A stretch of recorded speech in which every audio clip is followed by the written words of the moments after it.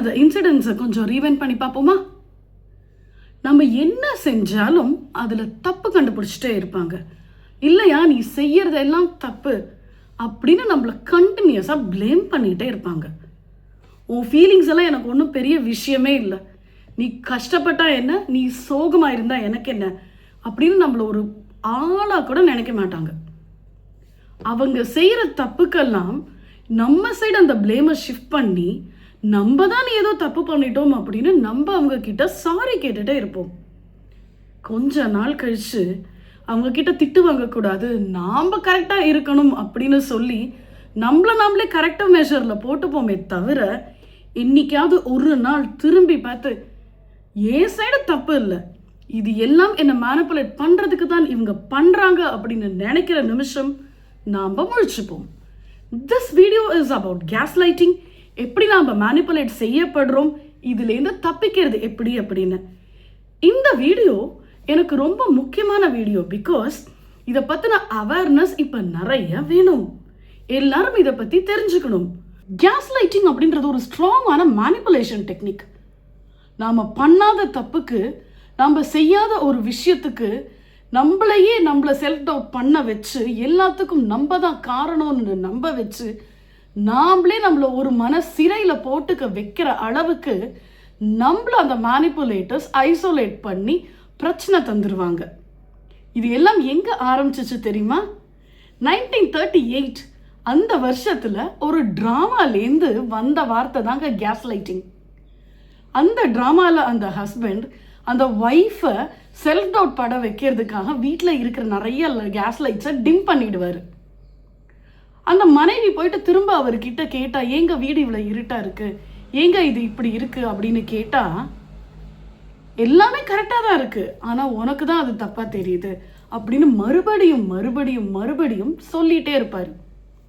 ஒரு கட்டத்தில் அந்த மனைவி பிரச்சனை வெளியில் இல்லை, தாங்கிட்ட தான் இருக்குன்னு நம்புகிற வரைக்கும் அந்த மாதிரி ஒரு ப்ராசஸை திரும்ப அண்டர்கோ பண்ணியிருப்பாங்க.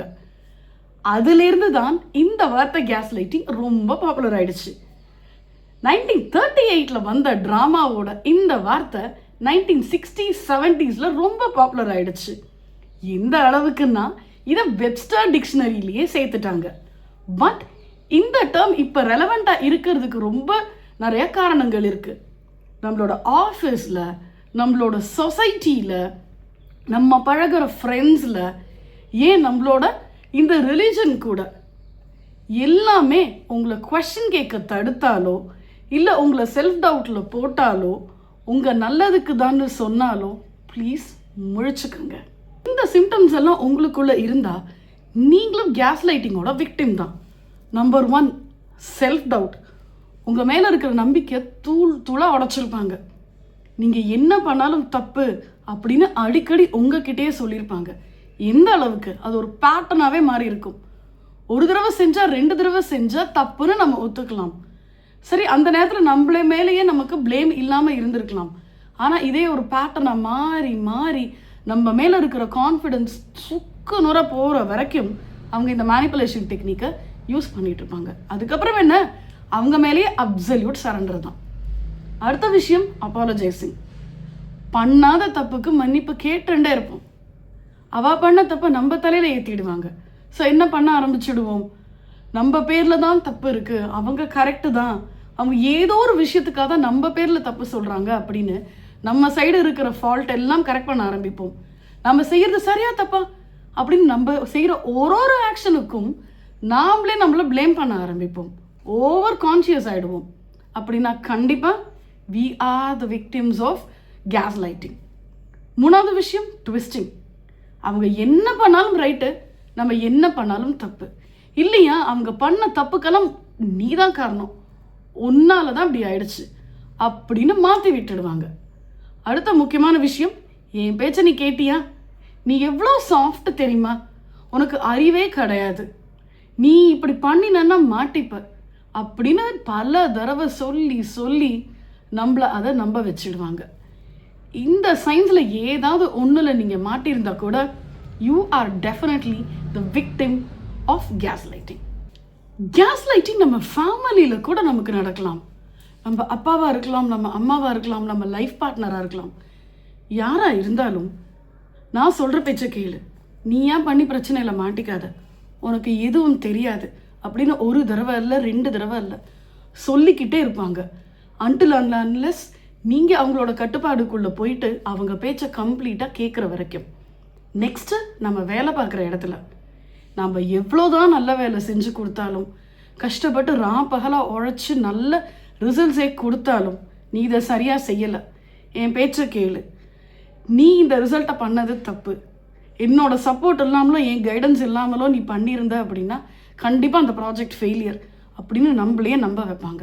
திருப்பி திருப்பி அவங்க வேலிடேஷனுக்கே நம்ம போவோம்.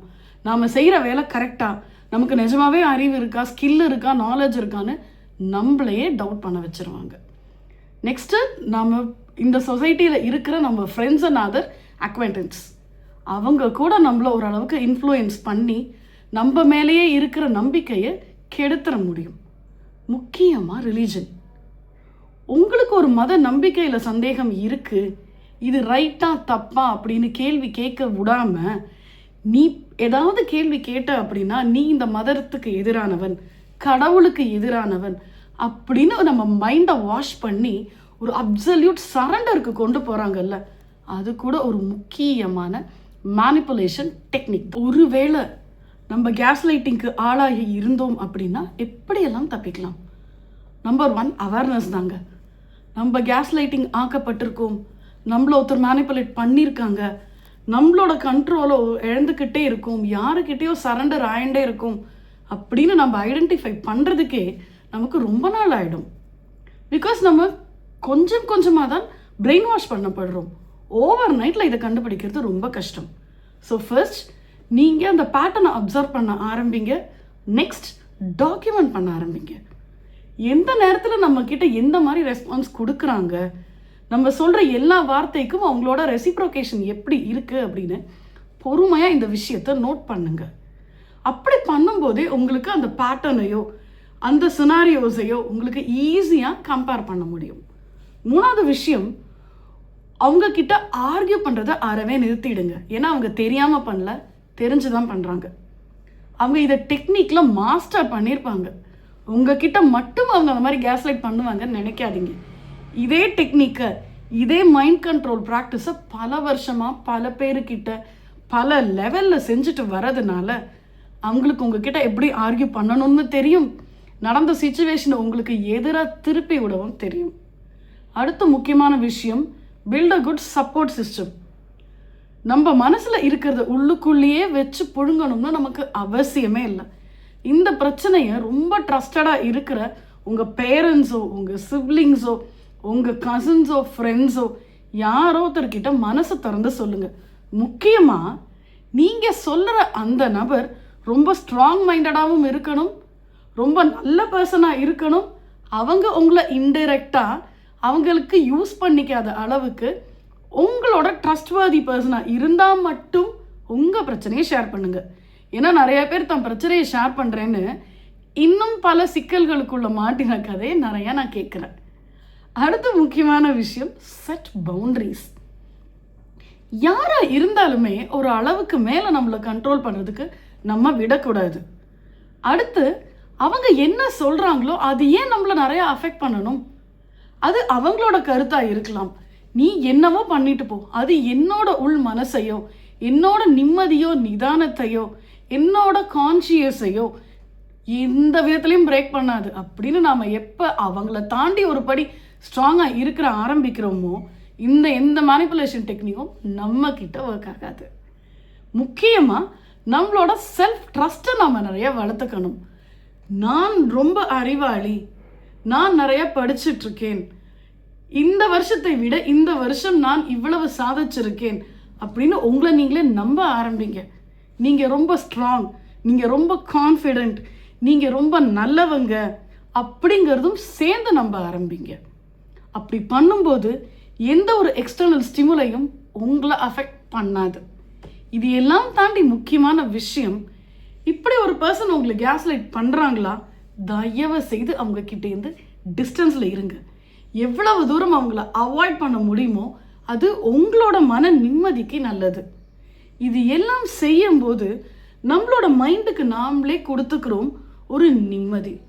பிகாஸ் உலகத்தில் எவ்வளோ பெரிய சொத்துக்கள் இருந்தாலும் இந்த நிம்மதியான மனசு, காலையில் எழுந்த உடனே ஒரு புத்துணர்ச்சியான ஒரு மைண்டில் நீங்கள் எழுந்து பார்த்தீங்க அப்படின்னா நீங்கள் செய்யணும் அப்படின்னு நினைக்கிறத விட நிறையா சாதிப்பீங்க. உங்கள் மைண்ட் கண்ட்ரோல்டாக, ஃபோக்கஸ்டாக, ரொம்ப ஐசோலேட் ஆகாமல் ஃப்ரெஷ்ஷாக இருந்தது அப்படின்னா உங்களால் பல விஷயம் சிந்திக்க முடியும், செயல்படுத்த முடியும், சாதிக்க முடியும். நீங்கள் கண்டிப்பாக வெற்றியாளர் ஆவீங்க. இது போன்ற பல நல்ல கருத்துக்களுடன் உங்களை அடுத்த வீடியோவில் இருந்து சந்திக்கும் வரை உங்களிடம் இருந்து விடைபெறுவது உங்கள் பிரியமுடன் Priya. Until then, keep supporting Musings with Priya. நன்றி.